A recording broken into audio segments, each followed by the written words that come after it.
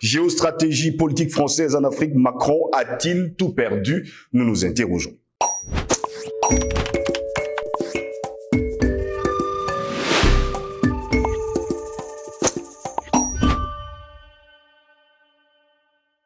Madame, Messieurs, bonjour, très heureux de vous retrouver sur Panafricaniste TV, votre chaîne de télévision qui vous apporte le meilleur de l'information sur un plateau d'or. Bienvenue à toutes et à tous à cette édition de Parole panafricaniste. L'information aurait pu passer inaperçue. La semaine dernière, entre une annonce sur le prix du carburant et une autre sur les chaudières à gaz, eh bien, le président français Emmanuel Macron a confirmé que la France retirerait ses troupes du Niger d'ici la fin de l'année. Cette décision met fin à 2 mois de bras de fer depuis la prise de pouvoir par les militaires du 26 juillet dernier qui a destitué le président Mohamed Bazoum. Paris refusant de reconnaître le nouveau pouvoir, l'ambassadeur français à Niamey, Sylvain Ité, en était réduit à vivre cloîtré dans l'ambassade et à se nourrir de rations militaires. Comment en est-on arrivé là? Normalement, c'est le genre de décision qu'on annonce après un conseil de défense, dit Antoine Glaser. Macron a eu beau tenter de minimiser le retrait du Niger, c'est un pari perdu. On parle aujourd'hui d'un double échec du côté des politiques françaises. Auteur avec Pascal Hérault du piège africain de Macron, édition plurielle, Antoine Glaser est convaincu que ce départ en catastrophe représente un double échec. Il déclarait, je cite, « Le premier, c'est d'avoir soutenu Bazoum jusqu'au bout en croyant que le Nigeria, qui considère le Niger comme son arrière-cour, allait intervenir avec la communauté économique des États de l'Afrique de l'Ouest, la CEDEAO. Le second, c'est de ne pas avoir compris que ses propres alliés ne le suivaient plus. » Fin de citation. En fait, estime le fondateur de la lettre du continent, il y a longtemps que la présence militaire française dans cette région est devenue un anachronisme. La France se croyait encore à l'époque de la guerre froide où elle faisait le gendarme en Afrique, dit-il. Elle n'a pas vu la mondialisation de l'Afrique arriver et elle a continué à s'y croire chez elle. Ce que Paris n'a pas vu arriver, c'est avant tout l'irruption de la Chine, dit Glaser. Aujourd'hui, les Chinois contrôlent environ 20% de l'économie de cet ancien précaré français que représente l'Afrique francophone, alors que la France n'en représente plus que 4,2%. Chacun a repris ses billes, les Américains investissant 100 millions d'euros dans leur base aérienne d'Agadez pour surveiller les Chinois. Plus personne n'a besoin de la France. L'époque est révolue où, à la fin de la guerre froide, la France contrôlait les marchés et le franc CFA, ça il faut également le dire, et formait, on va le dire, des rêves, oui, des très très gros rêves sur le continent. L'époque est donc révolue où, à la fin de la guerre froide, la France contrôlait les marchés et le franc CFA formait des militaires africains et cooptait les dirigeants. En 1980, il y avait encore 50 000 Français à Abidjan, rappelle d'ailleurs Antoine Glaser. Tout cela est disparu. Nous vivons la fin d'une époque. Aujourd'hui, la réalité nous revient au visage comme un boomerang. Est-ce à dire qu'une fois les militaires français rentrés chez eux, le Sahel sera abandonné aux djihadistes? En réalité, ils ont déjà gagné, dit Glaser. L'islamisation de cette région n'est qu'un retour de l'histoire, sans compter qu'on n'a jamais vraiment prouvé qu'elle représentait un véritable danger d'attentat islamiste en Europe. Depuis quelques années, le Sahel est devenu un enjeu géostratégique pour ses matières premières, moins pour son pétrole que pour ses terres rares. La Chine, qui ne veut plus exporter les siennes, va s'approvisionner en République démocratique du Congo, explique d'ailleurs le chercheur. C'est aussi pourquoi les Américains lorgnent aujourd'hui la Centrafrique. Dans cette rivalité, dit Glaser, Russes et Chinois semblent marcher de pair. Je ne sais pas s'ils se concertent, mais d'une façon structurelle, on voit que chacun a sa part de marché. Les Russes sont dans l'armement, la sécurité et à un certain nombre de matières premières. Les Chinois sont dans les grandes infrastructures. Chacun va faire son marché sur le continent noir. Voilà pourquoi nous nous interrogeons encore. Géostratégie, politique française en Afrique. Macron a-t-il tout perdu, pour ne pas dire la France a-t-elle tout perdu? Pour répondre à nos questions, nous sommes avec le professeur Jean-Paul Bellec. Il est notre invité ce matin. Docteur Jean-Paul Bellec, bonjour, bienvenue à vous. Bonjour Steve, bonjour à tous les téléspectateurs de Parole au Panafricaniste TV, bonjour à l'équipe technique. je t'écoute. Eh bien, docteur Jean-Paul Bella, merci d'avoir répondu présent à notre invitation. Nous parlons justement de la géopolitique et surtout de la géostratégie politique française sur le continent africain depuis un bon bout de temps. Eh bien, nous le savons depuis de longues années. D'ailleurs, vous êtes avec nous sur ce sujet. La France est en train de perdre toute l'Afrique. Peut-on aujourd'hui déclarer au fort que Macron a mis la France à terre, comme on dit souvent chez nous au Cameroun? Bon, je vais... peut-être certains ont pensé que je reprends à côté de la plaque, parce que je considère déjà que la France n'a jamais possédé l'Afrique. Oui. C'est-à-dire que je sors de ce sentier-là, où le vocabulaire a été imposé par les impérialistes, et nous autres Africains, on répète pas bêtement, parce que nous parlons français. Quand on parle français, on prend aussi le code, comment on appelle ça, les éléments de langage. Les éléments de langage. L'impérialisme, non. La France n'a jamais possédé l'Afrique, puisque l'Afrique n'est pas en Europe. L'Afrique, c'est un autre continent. Et c'est le continent qui a vu naître l'humanité, alors que les Français n'en sont que les descendants hors d'Afrique. Comment ils peuvent posséder l'Afrique? L'Afrique, parce qu'elle, elle peut posséder tout le monde entier. Parce que ce sont les Africains qui ont colonisé le reste du monde. Voilà. Donc comme ça c'est clair. La France, ce qui s'est passé, c'est tout simplement du crime contre l'humanité. Il faut dire les mots maintenant. Oui. C'est le colonialisme. Parce que sinon, on va commencer par finir par dire, on a même traité de ce sujet ici, qu'il y a des bienfaits de la colonisation. Quels bienfaits? Ce sont des crimes contre l'humanité. Voilà. Que cela a été reconnu par l'ONU après la Seconde Guerre mondiale ou pas, même avant d'être reconnu, c'est un fait, d'abord. C'est un fait que l'Afrique a subi des crimes contre l'humanité. La traite négrière. Hein.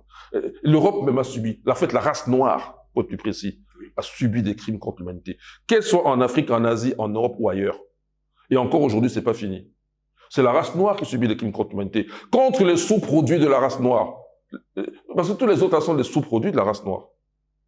Hein? Et d'ailleurs, à ce moment-là, quand eux, les autres races, puisque nous parlons français, non? Quand les autres races n'existaient pas, l'Afrique existait seule. Il n'y avait donc pas de race. L'espèce et la race se confondaient, puisqu'il n'y en avait qu'une seule. Donc il n'y avait pas de race, avec une espèce humaine. Bon, maintenant, un jour, pour 10 000 raisons, il y a une population blanche qui apparaît, une population type asiatique, comme on connaît aujourd'hui, qui apparaît, voilà. Et même nous savons que la population blanche n'apparaît même pas en Europe. J'ai bien dit population, j'ai pas dit blanc. Parce qu'un blanc peut naître même ici en Afrique, parmi les Africains. On a vu des cas, par exemple, au Nigeria. C'est-à-dire que tu vois une femme noire, bien noire, un monsieur noir, bien noir, il n'y a pas eu de tromperie, tout et tout, et le sous-produit, là, l'enfant, là, est un blanc, quoi. Exact. On connaît ça. Mais ça, c'est 1 sur 10 millions, je ne sais pas, ou sur tous les 20 ans, quoi. Un endroit de... T'es d'accord? C'est 1 comme ça, elle a perdu dans la masse, quoi. Mais une population blanche, ça, c'est hors d'Europe, hein. Donc l'Europe même n'a pas généré les blancs, en tant que population. Voilà. Et ça, nous savons ça. Ça remonte à peine à 8 000 ans, à peine, hors d'Europe. En Europe, même les blancs, la population blanche, non, en Europe, il n'y a que 6 000 ans. Donc, il faut mettre les choses au clair. Donc, comment celle-là, ils peuvent venir nous posséder? Alors que c'est nous qui leur avons donné naissance. À limite, nous, on les possède en tant qu'enfants, en tant que descendance. Tu vois? Voilà. Donc, comme ça, une fois que ça, c'est clair, donc le reste, c'est de l'usurpation, accompagné par des Africains endocolons, qui ne manquent pas encore aujourd'hui. Les endocolons existent en Afrique. Et moi, je dis toujours qu'ils existeront tout le temps. Le problème maintenant, c'est de les neutraliser au maximum. Ne pas commettre l'erreur des ancêtres. C'est-à-dire, les endocolons, ils agissent comme ils veulent, surtout quand le colon apparaît. Quand le colon apparaît à l'horizon, c'est là qu'il faut avoir l'œil multiplié par je ne sais pas combien de puissance sur les endocolons. Parce que les endocolons voient le colon comme un allié naturel. Parce que la rigueur qui est imposée par le principe de Mahat, ici en Afrique, les endocolons ne le supportent pas. Eux, ils aiment le désordre. Eux, ils aiment tout ce qui est tromperie. Ça, c'est ça. Et ça colle avec l'esprit de colonisation. Donc, ce sont leurs alliés. Donc, faut pas s'étonner, on a des Ouattara, des gens comme des Macky Sall. Non, c'est normal, ils existent. Mais on va les neutraliser au maximum. On va pas les éliminer, puisque par principe, on sait que on peut pas les réduire à 0, mais on va les neutraliser, on va faire en sorte que il n'ait plus accès à l'allié colon. Voilà. Donc, vous voyez que le colon, même déjà, faut lui régler son compte. Parce que, je sais quand on a dit que nous nous libérons du colonialisme occidental, mais nous devons libérer les Occidentaux de leur esprit colonialiste. C'est-à-dire que nous devons, une fois qu'on est libre, faire en sorte que l'esprit colonialiste n'existe plus dans la planète. On l'efface, on l'éradique. Et que même le nazisme, on l'a pas éradiqué, puisqu'il y a encore les néo-nazis. Mais le colon, là, l'esprit colonialiste, on va l'éradiquer. C'est-à-dire qu'il n'existe même plus de colon. Puisque s'il n'y a plus de colon, l'endocolon n'a plus d'alliés. Non, l'endocolon, son problème aussi est réglé en retour. Voilà. Bon, alors, donc, tu me demandes, est-ce que la France est à plat, c'est ça, non? Oui. Oui, la France est à plat, évidemment. Parce que c'est retour à la case départ. peut-être même plus bas que la case départ. Si c'est ça, je te réponds oui, bien sûr. Parce que une fois qu'ils n'ont plus, la prédation ne marche plus. L'influence du terrorisme, parce que la conquête de l'Afrique et d'ailleurs des autres régions du monde par le colonialisme, pense à l'Amérique par exemple, c'est faite par la tricherie, par le terrorisme, par le chantage, et tout ce genre de choses qui font que le reste de l'humanité n'en avait pas conscience, ne faisait pas attention à ce genre. On pensait pas que quelqu'un peut agir comme ça. Mais si, les colons, c'est ce qu'ils ont fait. Voilà. Donc, comme maintenant tout le monde a compris le jeu, donc ça ne marche plus. Oui. Voilà. Ils vont maintenant retourner là où ils étaient. Souviens-toi du poème de José Maria de Heredia. Le titre, c'est Les Conquérants. Ça date du 19e siècle. Heredia est d'origine cubaine. Voilà. Par son père, mais français par sa mère. Donc, il revient en France après avoir passé un séjour d'enfance à Cuba. Il revient en France. Il finit sa vie en France et il est classé chez les Français parmi les poètes qu'on appelle les Parnassiens. Et je te donne les premières phrases. Les conquérants. Voilà. Un gerfaut, c'est un rapace. Le charnier, c'est là où se trouve le gerfaut, là où il met ses enfants. En même temps, c'est que le mot charnier, c'est là où on jette les morts, tout ce qui pourrit là, tu vois. Voilà. Donc, ça commence comme ça. Comme un vol de gerfaut, hors du charnier natal, fatigués de porter leur misère hautaine. Tu vois, le mot, il choisit bien des mots. Donc, ils étaient misérables. Et hautain, c'est-à-dire que, parce que quand on dit quelqu'un d'autain, c'est quelqu'un qui est un peu trop orgueilleux, tout ça là. Oui, mais là, c'est la misère qui est hautaine, hein. Donc, la misère est criarde, c'est-à-dire que honteuse, tu vois. Donc, ils étaient fatigués de porter leur misère hautaine. Alors, de Palos, ça c'est une ville d'Espagne, okay. C'est de là que sont partis les 3 caravelles, là. Christophe Colomb. De Morgué, ça c'est la même chose, un peu en avant. Le fleuve là s'appelle le Rio Tinto. Oui. D'ailleurs, il y a une société de minière qui s'appelle Rio Tinto. Mais en fait, c'est la rivière, le fleuve là, où il y a la ville de Moguer et la ville de Palos un peu plus en aval, et ça donne sur la Méditerranée et l'Atlantique même. Ça donne l'Atlantique et après ça continue. Voilà. Donc Christophe Colomb est parti de Palos, voilà, avec les 3 caravelles là. Et donc, de Palos, de Morgué, routiers et capitaines. Les routiers, c'est quoi, c'est les routiers? Les routiers, hein, aujourd'hui, on dit coupeurs de route. Non, routiers, c'est les terroristes. Les routiers, ce sont les mercenaires, les terroristes. Des gens qu'on paye pour faire la sale besogne. Par exemple, quand il y a la guerre, tout ça. Coupeurs de route. Coupeurs de route. Et c'est à la fois coupeurs de route en temps de paix. Oui. Mais terroristes, mercenaires en temps de guerre. Voilà. Et bon, donc, routiers et capitaines, parce qu'il y a les bateaux. Routiers et capitaines, partaient ivres, Steve. C'est-à-dire qu'ils ont bu ça à outrance jusqu'à l'ivresse d'un rêve héroïque. Bon, ok, héroïque. Parce qu'on va te dire que Christophe, on a découvert l'Amérique. Il a découvert ça où? Il y avait des humains là-bas. Bon, et puis les Africains, il y avait des étés là-bas. Bon, bref. Et brutal, c'est ça qu'il faut retenir. Un rêve héroïque et brutal. C'est-à-dire que leur renom. Et pourquoi il met héroïque? C'est un poète, non? Il met héroïque parce que, évidemment, de nos jours, comme les colons ont gagné, on dit qu'ils se sont les colons ont découvert l'Amérique, on vante les Cortés. Sauf que c'était brutal. La brutalité, là, c'est les colons. Ils vont massacrer. C'est des crimes contre l'humanité. Voilà. Donc, routiers et capitaines partaient ivres d'un rêve héroïque et brutal. Je redis tout ça. Comme un vol de gerfaut, fatigués de porter leur misère hautaine, routiers et capitaines partaient ivres d'un rêve héroïque et brutal. Ils allaient conquérir le fabuleux métal que Cipango mûrit dans ses mines lointaines. J'arrête là. Bon, Cipango, c'est le Japon. Ça, c'est pour dire qu'ils sont trompés de route. Ils croyaient aller à l'est, ils sont allés à l'ouest. Nous savons aujourd'hui que c'est faux. C'est une narrative coloniale. Quand Christophe Colomb, il va à l'ouest, c'est parce qu'il veut aller à l'ouest. D'ailleurs, il passe d'abord par l'Afrique. Ils font monter quelques Africains qui connaissent la route. Et voilà comment ils se retrouvent maintenant en Amérique. Il n'allait pas chercher une nouvelle route pour l'Asie. Parce que Christophe Colomb, sachant que c'est ce qu'on nous dit, que la Terre est ronde, vous pouvez très bien voir que le trajet par l'ouest est beaucoup, beaucoup plus long qu'en allant par l'est. Quand bien même on passerait par le Cap de Bonne-Espérance, la déviation par l'Afrique, pour remonter, que l'autre trajet est encore plus long. Ça se mesure. Tu traces une boule, tu connais les positions de l'Inde, de l'Afrique, de l'Europe, ça on connaissait déjà, tu estimes que s'il en tirait, tu fais l'autre tour. Donc c'était pas ça qu'il cherchait. Il savait qu'il y avait de nouvelles terres et de richesses à l'ouest. Et c'est ainsi, Steve, qu'il y a un petit problème, un couac. Tu peux m'expliquer comment ça se fait qu'on trouve du tabac dans les narines de la momie de Ramsès II? Puisque les mêmes gens nous apprennent que le tabac vient d'Amérique. Bon, s'il n'y a pas eu contact, il y a eu quoi? Et là, c'est Ramsès II. Ramsès II, c'est le 13e siècle avant Jésus-Christ. Christophe Colomb, lui, c'est le 15e siècle, après Jésus-Christ. Donc, il y a presque 3000 ans entre les deux, là. Explique-moi le comment du pourquoi. Et puis, on va nous dire que nous, on mourrait de faim, en fait. On n'avait pas à manger. Parce que tous les bananes, ça vient d'Amérique. Le macabo, ça vient d'Amérique. Ce qui est faux. Non, mais c'est ça, c'est le raisonnement, non? On veut montrer qu'il y a une contradiction. Donc, tout ça, donc, en fait, ça veut dire que nous, on mourrait de faim, non? Et, bon, ok. Mais, on va aller on va les accompagner. Parce que c'est des mathématiques. Que moi je fais, en tout cas, dans le raisonnement. Donc, admettons que tout ça vienne d'Amérique. Mais ça veut dire que les Africains avaient contact avec les Amérindiens bien avant que les Blancs arrivent, puisque ça faisait déjà partie de nos coutumes, comment dire, culinaires. On mangeait déjà ça. On a les noms, on donne bien les noms. On dit Ikabo, on dit Ikoubé, on a tous les noms, non? Tous les noms. Même la tomate, on a tous les noms pour dire toutes ces choses, non? Dans nos langues à nous, ok? Djangolo, tout ça là, on a les noms, non? Alors, est-ce que si tu as les noms, en plus, t'as toute une culture culinaire, et tu attends le blanc. Bon, ok, donc si ça vient d'Amérique, on avait contact avec eux. Et puis nous savons que c'est faux. Parce qu'il y a l'histoire du coton, là. Le nom scientifique, c'est Gorsipium. On a Gorsipium hirsitum, Gorsipium herbaceum, Gorsipium barbadens. Il y a plein de Gorsipium. Ok? Donc, le herboreum même, arboreum, Gorsipium arboreum, c'est le coton qui pousse dans les arbres. Voilà. Et parmi ces Gorsipium, il y a des Gorsipium là qui sont d'origine africaine. Maintenant, on le sait. Donc, ça, on ne savait pas avant. On croyait que ça vient d'Amérique, d'où par exemple le Gorsipium barbadens. Bon, maintenant, on sait que le coton aussi a une souche africaine endémique en Afrique. Donc, déjà, c'est faux. Je te l'accorde. Mais même sur la test, c'est vrai. Tu vois qu'on arrive à une contradiction. Donc, le narratif colonial touche à sa fin. Et ils vont retourner au sens de départ. Tu as entendu le poème, non? Oui. Ils vont retourner dans leur misère hautaine.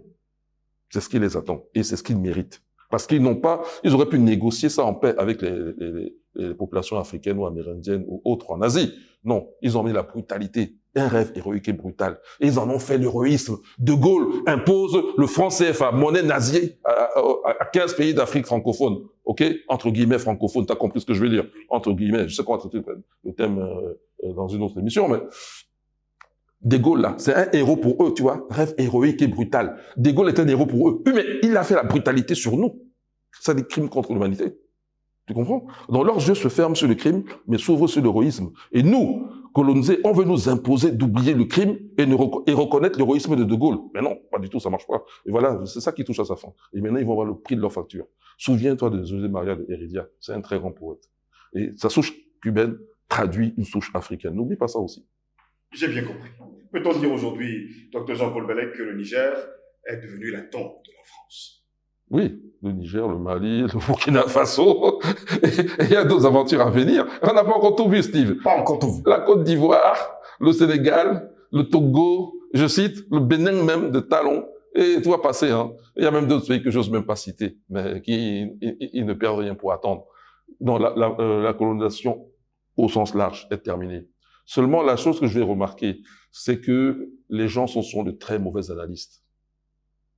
Et quand je parle des gens, les Européens, c'est sûr, les Occidentaux, c'est sûr, mais je préfère regarder les Africains. Normalement, c'était pas si sûr, mais même eux, une partie se perd dans des fausses analyses. Je vais expliquer pourquoi. L'Occidental, c'est normal, il a des œillères. Il a été à l'école de son propre pays, qui est une école de mensonges, de tromperie. On l'a vu, on le voit encore aujourd'hui, coronavirus. Même ton chapeau que tu as cité tout à l'heure, quand tu cites Antoine Glaser, suis même son discours. Son discours n'est pas un discours objectif. Quand bien même il fait un effort, parce que la réalité est là, bon, c'est son mérite, hein, quand même, n'empêche que son narratif est toujours dans le sens de narratif pour la France, vu de la France. Il ne peut pas dépasser ça. Or l'objectivité suppose dépasser ça, sinon tu es dans la subjectivité. Tu n'arrives pas à te démarquer de ta personne comme sujet, tu vois, pour aborder l'objet.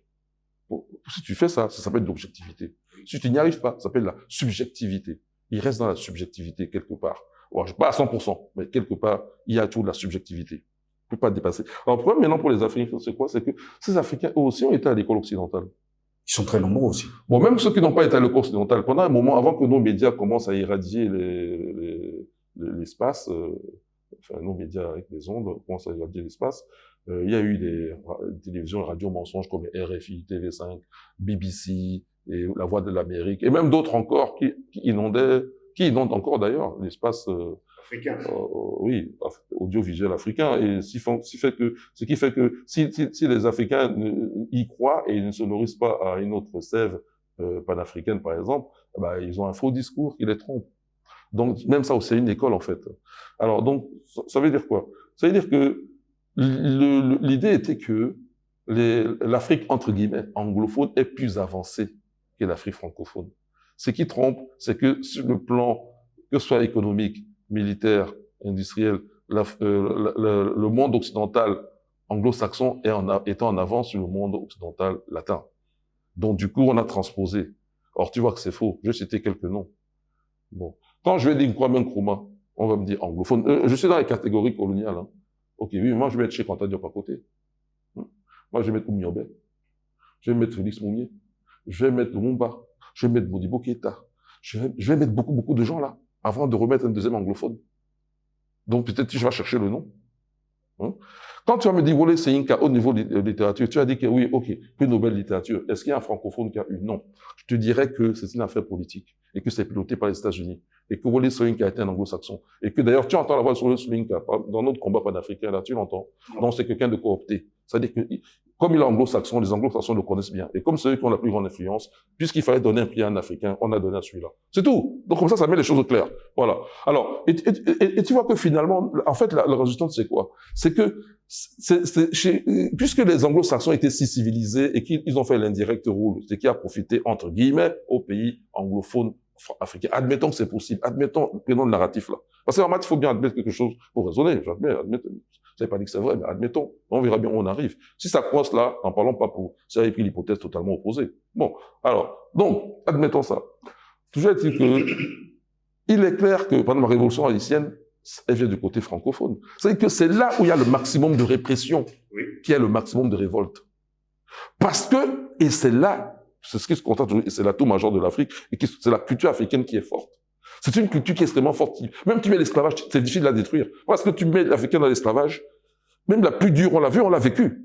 Ça ne détruit pas. Au contraire, cette culture va influencer. Tu sais, il y a une chanson, toi tu es dans le gospel, hein, puisque tu es chrétien. Est-ce que tu connais la chanson, c'est Michael Row the Boat Ashore. Tu connais?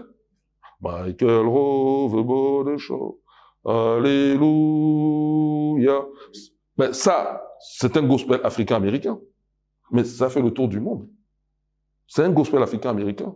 Et je peux t'en citer plein comme ça, qui sont entrés dans le patrimoine culturel de toute l'humanité. Pourtant, ces gens-là partent d'où? Ils étaient esclaves. D'ailleurs, ce chant, c'est un chant d'esclaves. Parce que leurs maîtres ont fui, les ont laissés tomber dans une île. Donc, ils demandent à l'ange Michel de venir les sauver avec une barque pour les ramener sur l'autre rive, où il leur attend le miel, comment on dit, et le lait, le miel. Voilà. Bon, c'est ça un peu le gospel. Alors, donc, c'est parce qu'il y a la plus grande répression, la plus grande, comment on appelle ça, le plus grand refus de reconnaître l'autre. Et c'est comme ça que l'autre, si sa culture est forte, il va se révolter. Et c'est ce qui se passe pour l'Afrique. Voilà pourquoi, même le panafricanisme là, quand bien même il serait né en termes de vision dans les îles anglaises, entre guillemets, aux Antilles, que aujourd'hui, au niveau de ceux qui sont prêts pour la lutte à mort, Steve, avec le colon, c'est quand même en Afrique francophone. Ou à Haïti. Nous, on est pour la... Parce qu'ils nous l'ont laissé aucune concession. Et heureusement, notre culture est forte. Si elle était faible, on serait vaincu. Et là, le narratif colonial marcherait. Bon, tout se passerait du côté anglo. J'essaie d'expliquer ce fait-là. La culture africaine est tellement forte que si aujourd'hui, le leadership au niveau de la lutte contre le panafricanisme, à outrance, pas gentiment, à outrance, se fait dans le monde francophone, c'est parce que c'est là que la lutte a été la plus dure et la répression la plus dure. On a parlé la dernière fois de N'Djok. Tu te souviens? Congo, Océan, tout ça, là. Bon, ben voilà. Donc, ça donne ça. Donc, la France, on va la remettre, comme c'est la France francophone, on va la remettre à sa place. Et si les Français ne font pas attention, on va les coloniser pour éliminer le colonialisme dans leur tête. Merci à vous, Dr Jean-Paul Bellet, d'avoir répondu à nos questions. Merci, Steve, de m'avoir invité. Mais c'est un plaisir tout le temps de partager. Alors, nous, on a notre adage, là. Oui. La patrie ou la mort. Nous vaincrons. Merci, Steve. Vous l'avez très bien compris, mesdames, messieurs. Plaisir de vous retrouver très bientôt pour une nouvelle édition de Parole panafricaniste. Nous vous souhaitons de passer une agréable journée.